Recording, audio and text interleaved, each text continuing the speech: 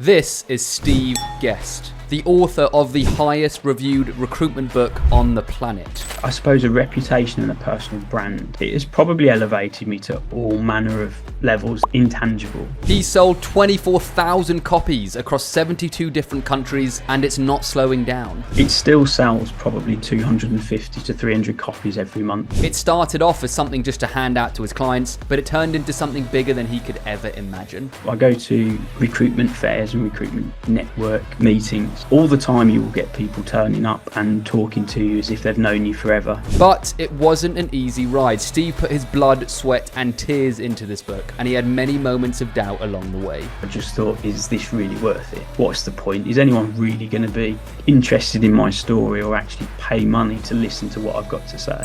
Today, you will learn how creating a value-based lead magnet could transform your brand and reputation, why stories are so powerful at creating a deeper connection, and how Steve went about creating and marketing his best-selling book that sold thousands and thousands of copies. So, grab a cuppa or a glass of wine, depending on when you're listening to this, and let's jump into it, shall we? Hey Steve, how you doing? Morning, yeah, I'm good. As I say, other than the physical pains of getting back into hockey, I'm all good, ready to go. Awesome, mate. Thank you for coming to the pod today. Ben and I have known of you for many, many years, and we've even bought your book and done a post about it. So we love what you've done. Your book's amazing. I know you've got many other books as well, and you're obviously a big name in the recruitment world. So we can't wait to dig in and explore a bit more about what you do and how you did it. So thanks for coming, mate. A pleasure. I'm looking forward to it. Thank you for the intro and buying the book. Pleasure, mate. So we always start off the pod with the same question. What's the number one tool in your toolkit, whether it be a mindset, strategy, or piece of software? What do you think, Steve? I think for me, there's two answers to that, and they're kind of together. Mindset, definitely, 100%. It's about resilience and trying to keep that growth mindset, positivity kind of outlook. But for me, I've made a whole career out of just process, procedure, and managing your time to a degree where you can get everything done. And recruitment's littered with that kind of chase the shiny penny and not doing things or being distracted and going in one direction to then go the next. So I think process for me has certainly got me to where I am. Awesome. I remember speaking to you before that you are almost OCD with your processes, systems, and I think that's amazing. I think the more people I meet that are obsessed with process and systems can usually get more done in less time. So it definitely brings good and bad points to it. I think sometimes it's good to be able to have a little bit of spontaneity. I really struggle with that. Yeah, because I like the process too much. I'm sure there's more benefits though, Steve. I can see so many more benefits than negatives. Yeah. Can you give us an idea of like the difference between your processes and systems and prioritization compared to maybe the average recruiter?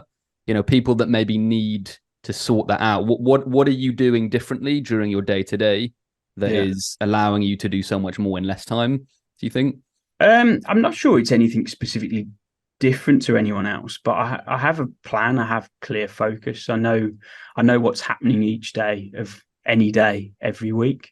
And despite what distractions might come in, unless it's something that is a game changer or something you can move quickly to be able to react to it, I follow a plan and I set the expectations for anyone involved with that so they know where we are in the process.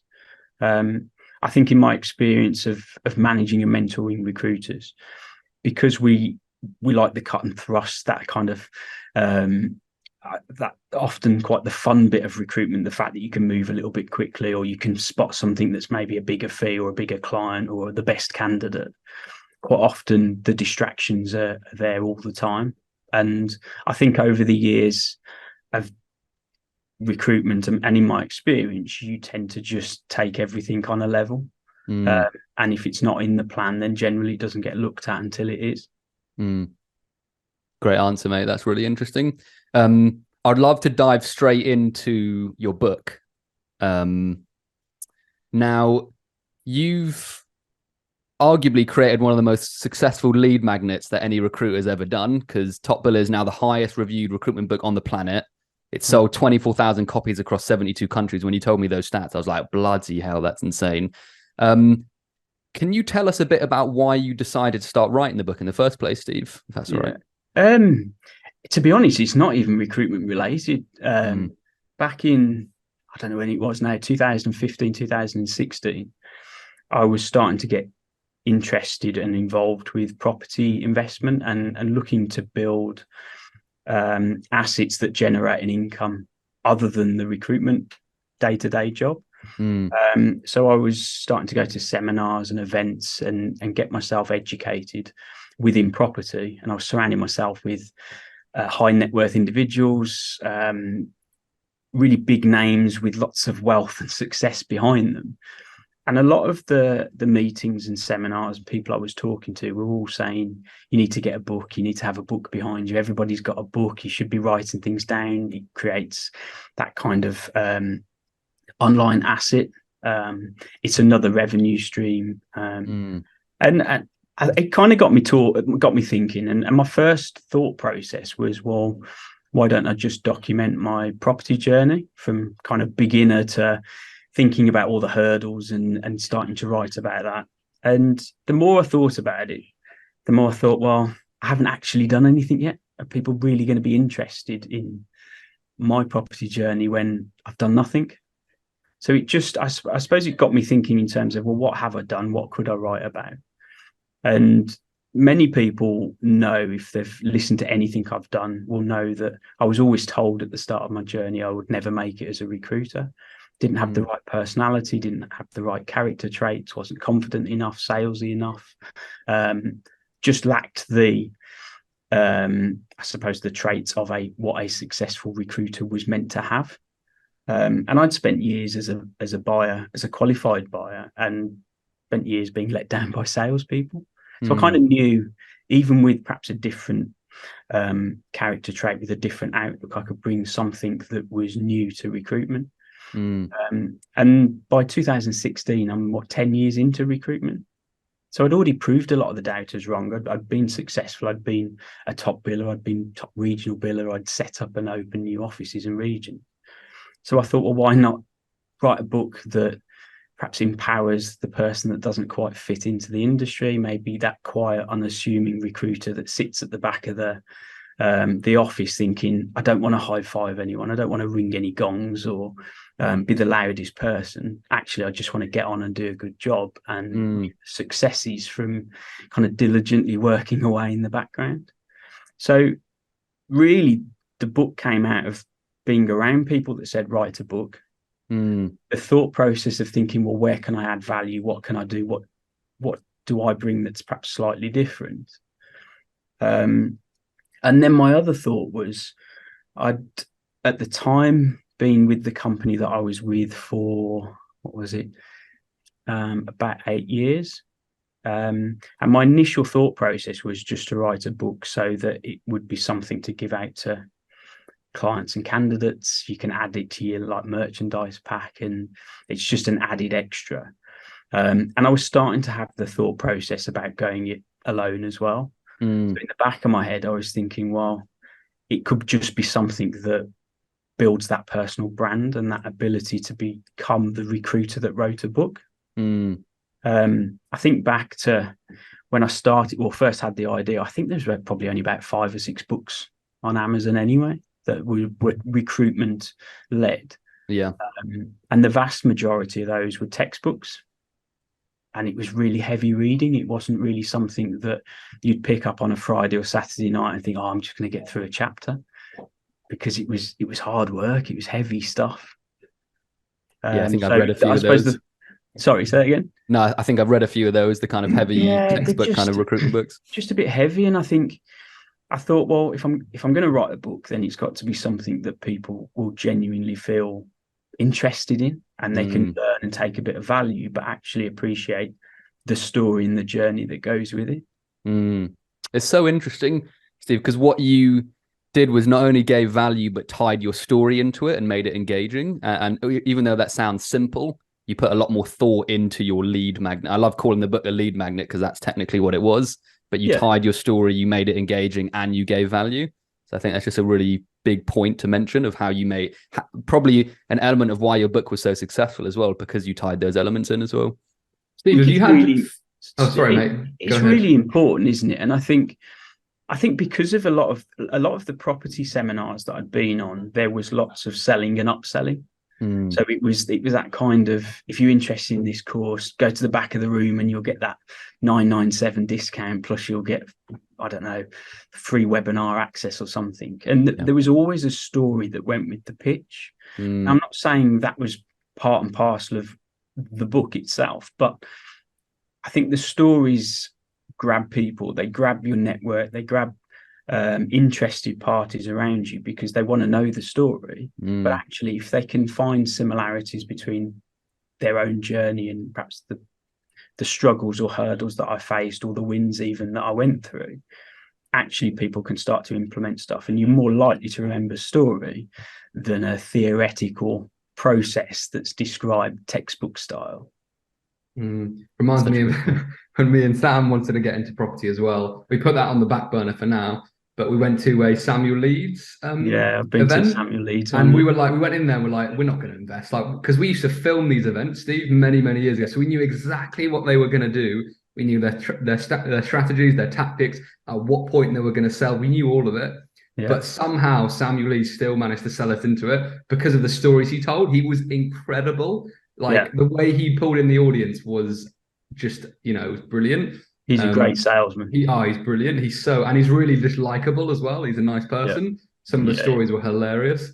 But I do rate Samuel Leeds. I think he's a really interesting person in the property He's market. A good character. Have you had any feedback, Steve, as to what area of the book people have found most valuable? Do you know what? I think the best feedback I have, I never air on social media. I never share the posts. And obviously it's got lots of reviews. So you can go onto Amazon, you can read, I don't know what it is now, 420 odd reviews from around the world, which is amazing. But the feedback that I really enjoy the most is where I get a private or DM on LinkedIn that says that I've really changed the way that they see themselves in recruitment, if nothing else, or they'd got lost, or they were in a rut, or they were feeling that they weren't coping particularly well. And actually the book's given them motivation or empowered them by whatever kind of individual chapter or story they've read, on the basis that it's okay to just be yourself in recruitment and don't feel like you have to follow the normal sales pattern of promising the earth and under delivering. Actually just being genuinely honest and doing things with integrity, in my experience, will get you far further than trying to overly sell something that you're not even confident in yourself you can deliver on. So I wouldn't say there's one particular area of the book that particularly gets fed back, but I think it's the messages people don't see for the quieter, perhaps individual, that you just feel like you've made a difference. And they feel motivated to go into work on a Monday because they've read the book and it's had some sort of impact on them. Yeah, well, that for me has always been the best result of a book, is a mindset shift. Because I think these books, I mean, you can definitely implement these strategies, but I think the most powerful books I've ever read have done exactly that. They've shifted my belief system in some way, or my mindset to act in a different way or take action in a different area of my life. So that's amazing, the fact that you're having that impact on people. Do you know, I read a lot, and I read a lot of books on wealth and money and success, and it can be from different sectors, whether it's recruitment or property or just things like NLP or specific ways to improve your thinking and your positive mindset. But they all have that common thread. It's that ability to be resilient and to spot opportunities when actually you feel like everything's a hurdle. And you have to train yourself. And I think over the years, my mindset has definitely changed. And I've mentioned this on other podcasts and my own podcasts and YouTubes before. If you want to see problems, you'll always see the problems. If you want to see the opportunities, you will find them. And I think in recruitment, the more opportunistic you can be and the more confident and positive you can be, actually, you start to see things where you can make differences every single day, even when the market's tough. Such a good point. Sam, I haven't shared this with you yet, but I thought it was a perfect opportunity. And you, Steve, I'm doing Joe Dispenza every morning for 15 minutes, just thinking about the future. And in the last 2 weeks, I've felt so much more positive than it's unbelievable. And I feel like people who spot problems have trained themselves to spot problems, and people who spot opportunities have just trained themselves to spot opportunities. So just going through it myself, it's really fascinating. It makes a massive difference. I started to train myself. This is years ago. I was always a person that if you said, "How are you?" I would always say, "Not bad." Not bad. So what you're hoping for or what you expect is bad. And just to simply kind of change the way you speak and you say, "Yeah, I feel really good," or "I feel energized," or "I'm motivated," even if you don't quite feel like that, the fact that you're saying stuff that starts to put your shoulders back and you puff your chest out and you start to feel a little bit more livelier, it really works. And it's made a huge impact. That's kind of small shift that allows you to just be positive. Definitely. So true. I'm so glad you told me that, Ben. That's awesome about the meditation. I've been trying to get Ben onto that for a while, Steve, and he's doing it. That's awesome. I'd love to dive into the marketing behind the book, Steve, because I feel like your book was so successful. I think there's lessons to be learned in how you did the marketing for that, because I'm sure that played a huge part in the success of the book. Can you tell us a few of the ways that you managed to market the book and maybe the most successful areas that you saw while doing it? Do you know what? I don't know whether the marketing was done by accident or whether I should say it was highly skilled and thought out, because when TopBiller was published, obviously first book, one of the things that helped, and I've done the same process with each of the books, was to get the network bought into what you were doing. So I would share little bits of the journey, and whether that's down to writer's block or finishing the next chapter or doing the final edit before put through to publication. Every single book I've published, the network has chosen the front cover. I say chosen, it's on the basis that I will get a really good contact of mine to design maybe 10, 12 versions, and then the network will vote. That will get down to 4 or 5 versions and then down to 2 or 3.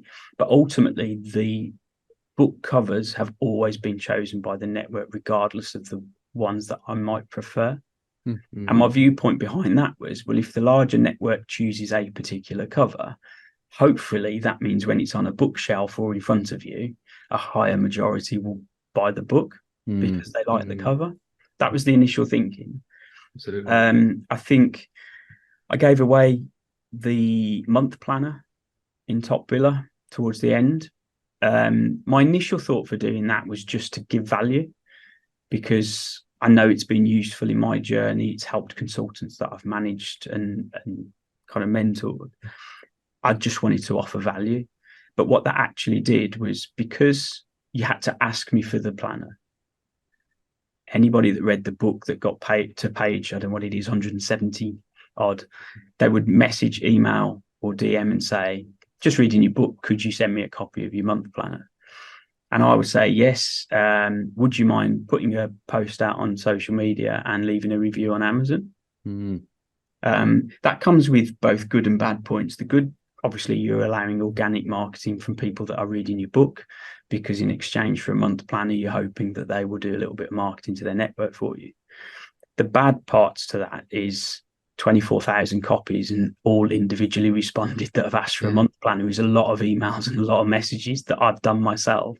And everyone has a unique and personal response. That's a lot of moments in 24 hours every day where you're getting looks from your other half at home saying, "Will you get off that bloody phone?" And I'm sending a message saying, "Yeah, I'll get the month planner to you on Monday morning. Thanks for reading the book. Would you put a post out?" So it takes seriously hard work, and it's taken a lot of time over a long period of time, which is what it's now coming up to 4 years published, and I'm still responding with month planners, which is great and fine, and I've got no issues with that. I think COVID, as much as COVID brought lots of down points and wasn't a great time. I think the book was published November 2019, and COVID was March, April 2020, and you had maybe 3 or 4 months of lockdown. Lots of recruiters on furlough, sat at home, not knowing what to do. And I think a lot has to be put down to the fact that recruiters needed something to keep their brain working and ticking along while sat at home, not being able to work. So I think that really helped. I think it meant lots more recruiters were online and were kind of going through their timelines, and it was very visible. Well, the TopBiller book was very visible throughout all of those months because there was a lot more people asking for planners. There was a lot more messages from me. There was my own marketing because construction recruitment had probably died down and was near non-existent at one point. So the marketing of the book and all the other added bits around it was relatively easy to do. Interesting. So yeah, I would say those are probably the top 3 key areas in terms of how it marketed. I did try paid ad sales, but they just never got to anywhere close to what the organic marketing stuff was doing. Yeah, amazing. interesting. So I feel like from what you said, it's kind of market research, value, and timing, and it's like, but even 24,000 copies in 72 countries from organic marketing. Like, I think that must have been a seriously good book I've read it myself. I love it. So I think it's like value. That's the key, isn't it? It's like, if you can provide true value, you know, your name will spread and you'll reach more people and you'll get more business and you'll sell more books or sell more things. So that's really interesting. So. I think it solves a number of problems. And I think if you ever get something that provides solutions to things, whether it be in the way that you think or the way that you feel about things, and it can motivate and uplift. A lot of the feedback I get these days are that recruitment companies buy it for their new starters. So it becomes part of a starter pack. And I've sold box loads and sent them and delivered them to head office of recruitment agencies so they can pass out to their consultants, because the book is really honest and it talks about a proper recruitment process done in the right way. It doesn't cut corners, and it's, I suppose, what you'd call old school recruitment from when I was first taught how to be a recruiter. But I do things in a way that always puts the candidate and client first, because you get the service right and actually the sales will take care of itself because you've done things properly. So true, and I think that carries a lot of weight, because it's not me trying to sell a book on the basis that I can make a quick buck, because that's not what it's about. And it never was. I was always told you go into this not looking to make any money from writing a book. Absolutely. I think if it was, because I've read lots of books, I'm not going to mention the people that I bought books from, but they do feel like they're just, you know, give a little bit of value and then sell to, and kind of bigging themselves up for the rest of the book, or selling for the rest of the book. And it's like, you'll never get anywhere near as much traction as opposed to what you did, Steve, which is focusing on solving problems and giving value. So it's really interesting. It's all very surreal, if I'm honest. Why do you say that? Because it was never expected. As I say, I've shared stories before where I just started on the process of writing the book, and I was sat in a seminar and there was probably 70, 80 people in the room. And the guy conducting the seminar had said, how many in the room have wrote a book? And about 7 or 8 hands went up. And then he said, and keep your hands up if you've sold more than 50 copies. And all the hands went down. Oh, wow. And I was sat there thinking, my God, 50 copies doing all of this. And it's not cheap to publish a book either. I'm going to spend this to achieve less than 50. And that was probably the first point at the very start where I just thought, is this really worth it? What's the point? Is anyone really going to be interested in my story or actually pay money to listen to what I've got to say? And then I kind of kick yourself up the backside. And I just think, well, if I could sell 51 copies, I'm the best person in that room. And I could have kept my hand up. So that became the first kind of target. I just thought, I can do 51. I've always been like that in everything I do anyway. You give me a number and I'll beat it. You give me a target and I'll go one above it. And that can be in the smallest, minutest detail. That could just be in sales calls in the next hour.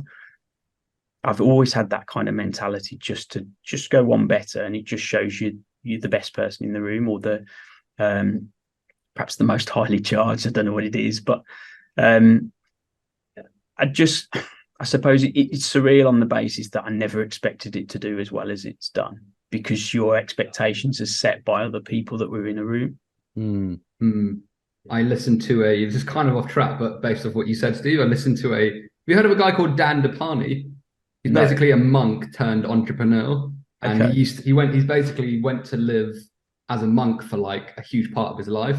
Yeah. And now he's an entrepreneur, but he released a really, really good course that I listened to, and it was about meditation and focus. And one of the lines that he said was, always do a little bit more than you think you can. And that kind of reminded me of what you said, which is like, always do a little bit more. If you think you can do that, do a little bit more, and you just train your brain to like just go that one step further. And it's just amazing, just like these little habits of doing a little bit more. It's amazing how much that builds over time. It's that 1% incremental compound effect, isn't absolutely. it? I used to say when I had a team at the last place I worked, we used to get set our targets for the year, and then they'd be broken down into monthly revenue sales targets. And my view was you always doubled them. Always double them, because if you aim for what's doubled and you fall slightly short, you will have smashed the original target. If you aim for the original target and fall slightly short, quite often you'll say, well, I was nearly there. I got 8K out of 10K. So I've had a good month because I was almost there. If you get 8K out of 20, you're not even 50% of the way there. So that's not good. And it's that mindset shift of aim for overachievement. And even if you fall short, you should have still passed what was the expectation. Yeah, really good advice. Absolutely love that.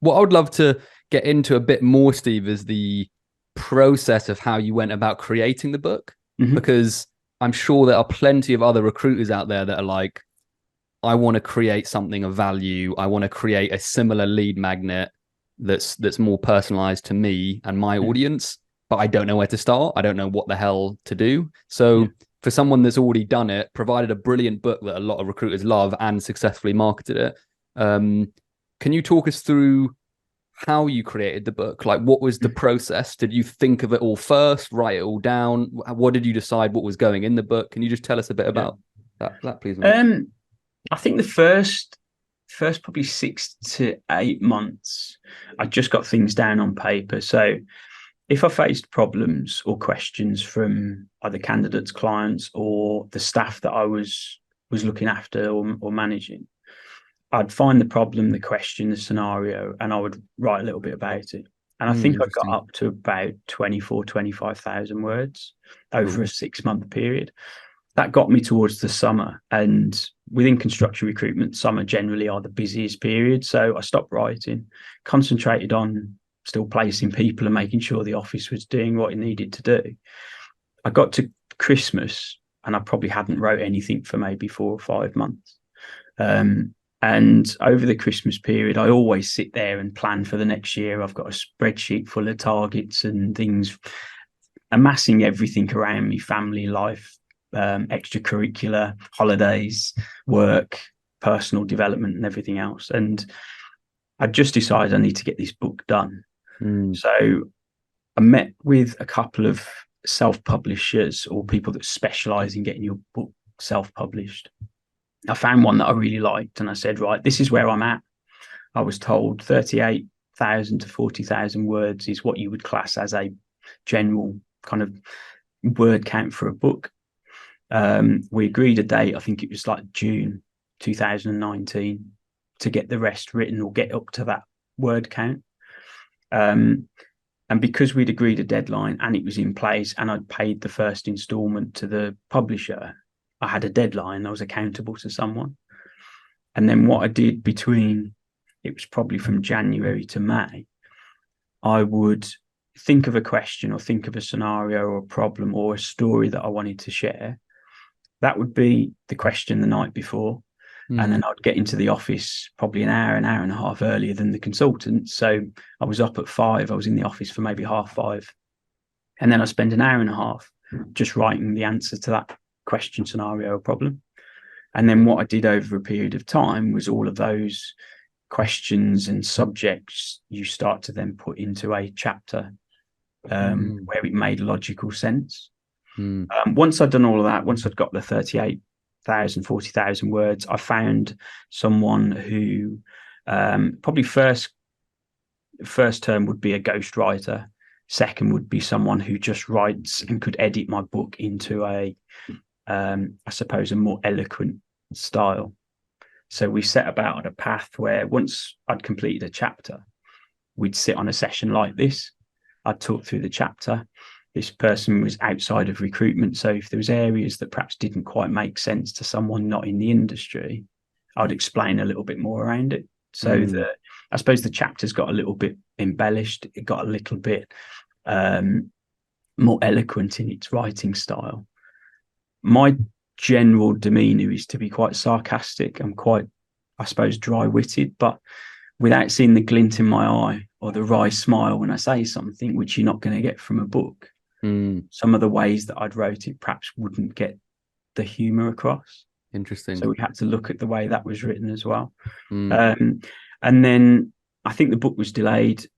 Like anything, it takes, I don't know, maybe 10 to 15 read-throughs before getting to a final manuscript, by which time you're so fed up of reading the book and you gloss over the problems or errors. You don't see them because you've wrote or read that sentence previously, and you missed the simple grammatical errors.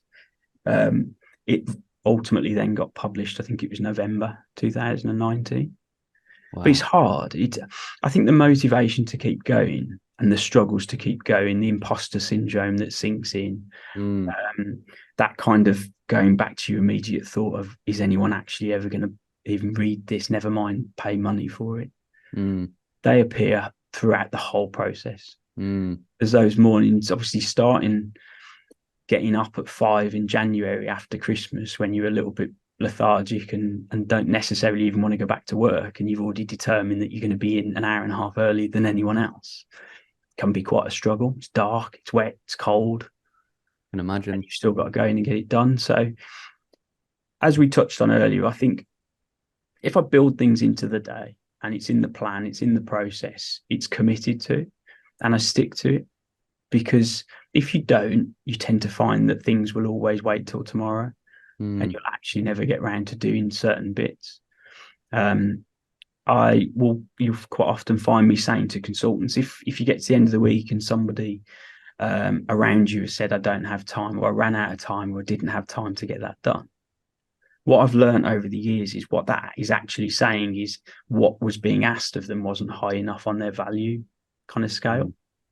And if it wasn't high enough on their value scale, that has two problems. It's either their understanding of how valuable that task was, or my understanding of how I've got them to understand that it wasn't that valuable, if that makes sense. Yeah, so you will always make time to do the things that you hold more valuable, regardless of what they are, whether it's work or life or general kind of activity. So you've got to be able to find a place in time to make things happen if you actually just want to get the end result, because otherwise it's not high enough on your value scale. And this was high enough because I'd been made accountable to get it done. Interesting. That I was thinking that you mentioned the accountability, and you mentioned it twice there. So I'm guessing that was a big reason of why you continued. You had an element of accountability, and so you just did it. And that's what I found a lot of. I'm sure you found the same as well, Steve. Is if you're a solo business owner or even an MD, or if you're the owner of the business, you're not really accountable to anyone other than yourself. And that's why I think it can sometimes be difficult. Because it is really difficult. And I think sometimes that's why things like personal branding, social media, and sharing the journey to your network becomes even more valuable. So certainly through lockdown, and probably a year or two before COVID, maybe 2017-ish for me, I started on a path where I was trying to put myself out there. It does not come naturally to do all the social media stuff I do. If I'd made it and I was on my yacht in the Bahamas, and money wasn't an issue and I didn't have certain goals to go and achieve, I would stop it. If I was there, I would stop it. I'd do it on the basis that the big picture for me, the big goals are far more than me embarrassing myself on social media or doing something that people either try and bring you down or troll you or do whatever. And I think putting accountability onto social media as a post or doing whatever you need to do, as a business owner, if you work on your own, if you need your network to hold you to some accountability, then you've just got to put it out there.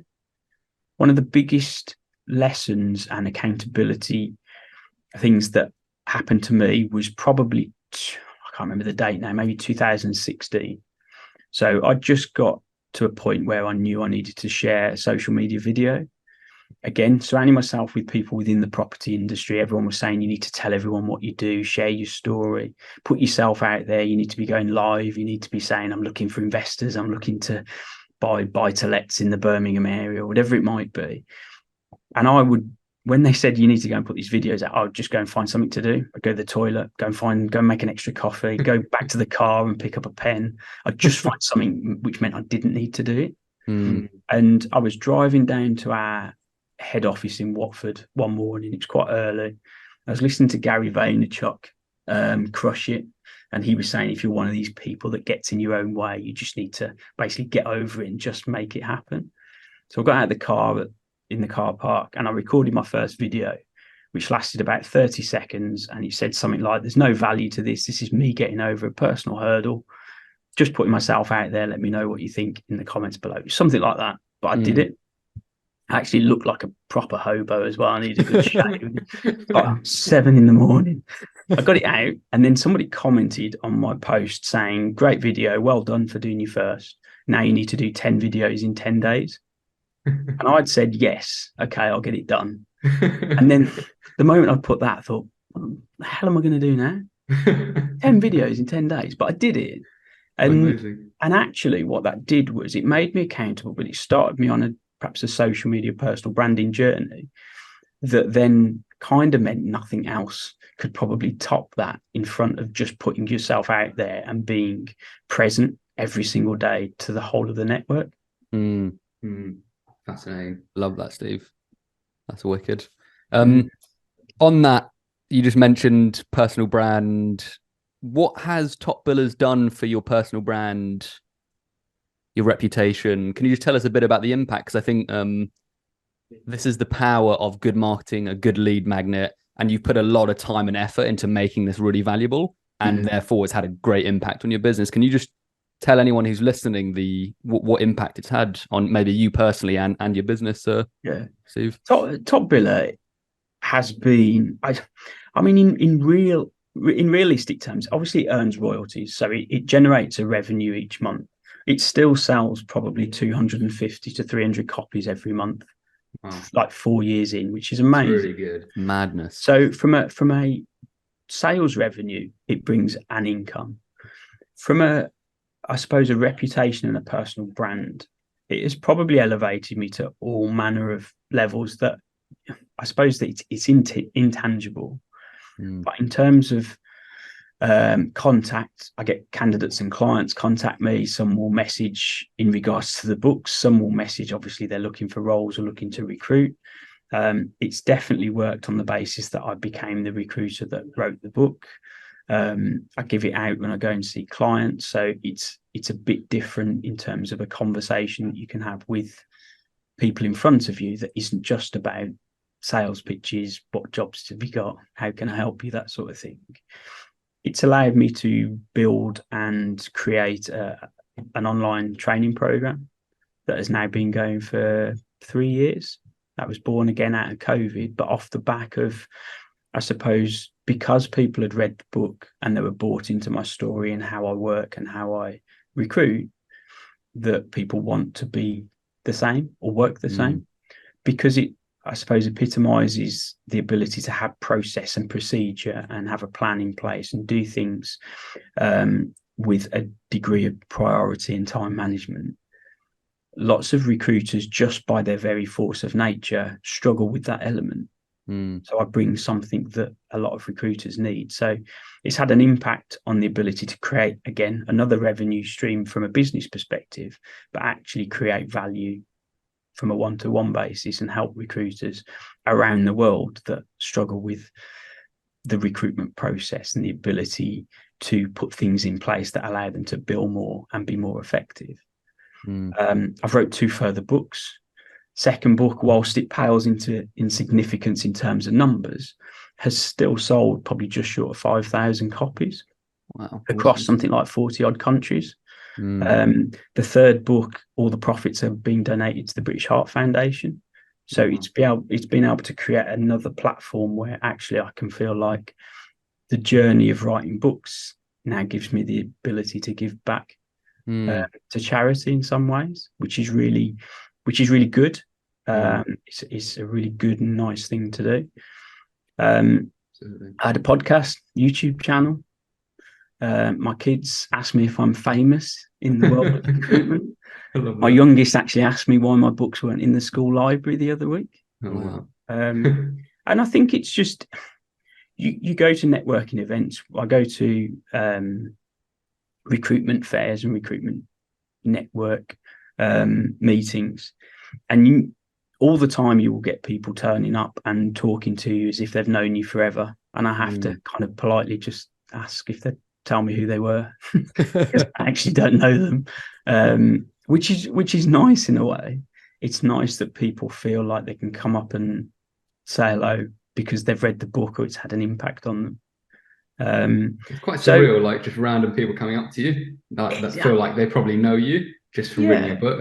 It's quite amazing. Yeah, no, so I get lots of kind of familiar messages where people are on a similar path, or they've been told similar things, or they've had similar scenarios, and they feel like they've got somewhere they can go to that is perhaps either outside of their current family, friend circle or work colleagues, or it might be the fact that they work on their own and they need that support. I've always made myself an approachable person. I respond to absolutely everybody because I'm a genuinely nice person. I want to add value. I want people to go away knowing that they've had a positive experience talking to me, or they've taken the time to message me, then I should take the time to message back. I'm truly grateful for the network and the people around me that have supported the journey, because without any of that, none of it would have happened anyway. So yeah, I mean, most of it is intangible, but the ability to be able to sell something different to what job requirements do you have, and I've got this candidate, actually gives you a little bit of bit of a breather from your normal everyday recruitment life, and it does differentiate you from the market, which was the big reason for doing it in the first place. Yeah, I feel like a lot of personal branding is intangible, but obviously indirectly you can get a lot of business, win a lot of clients and candidates. And it's a weird scenario because you know it's powerful, but a lot of it is intangible. But you only know it's powerful if you do it. That's absolutely. That's the thing. And it takes so much effort. Like your book took months of hard work, the same as, building a brand on LinkedIn. It takes a lot of time and effort. But once you experience it, you're like, wow, this is cool. I want to keep doing more of this. Yeah. And that's probably where you're at. I'd say 75% of my placements last year were from marketing on LinkedIn without directly messaging people. Wow, that's nuts. Impressive. And that gets to a level where I don't measure it to any kind of minute detail. But I know when I put a post out, I get messages coming to me about, you must be the go-to person. You seem busy. You seem to have lots of roles on. I'm looking for this. I'm looking for that. I'm a client. We've heard a lot about you. You actually came up in our meeting the other day. Could you help us find such and such? They're all the bits that people don't see. Being a recruitment consultant and building a personal brand, most things happen behind the messages and the notes underneath the post that you've added. And I think because that's the way it works, people that don't do it don't see the immediate need to start putting posts out. Because the notes aren't below it. You don't get clients and candidates putting underneath your post, I'm looking for work, or I need to fill this role, because it will be a whole swarm of recruiters at them and they know it. I love it. I think I've just got into the habit of, I try and put 1 or 2 posts out a day.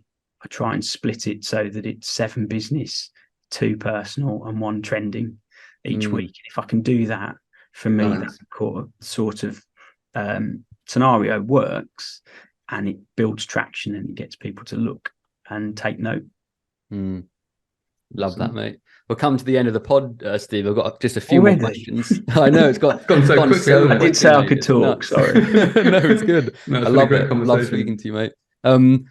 If you could press a button and jump back through a portal and go back through that time when you were creating your book, what would you have done differently? What are the biggest lessons that you can tell someone right now who's like, oh, I really want to create a lead magnet, but I want to maybe avoid some of those problems that Steve ran into?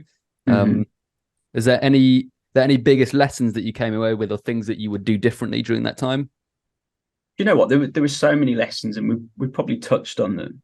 I think the biggest learning point was to get a date in the diary and stick to it, and kind of, you know, that process where you work backwards and you think, well, if I've got to get 38,000 words by that point, how many thousand do I need each month? This is where I'm at. This is what I've got to do. Have a date in place, but have it accountable to someone else, that someone's going to hold you to it.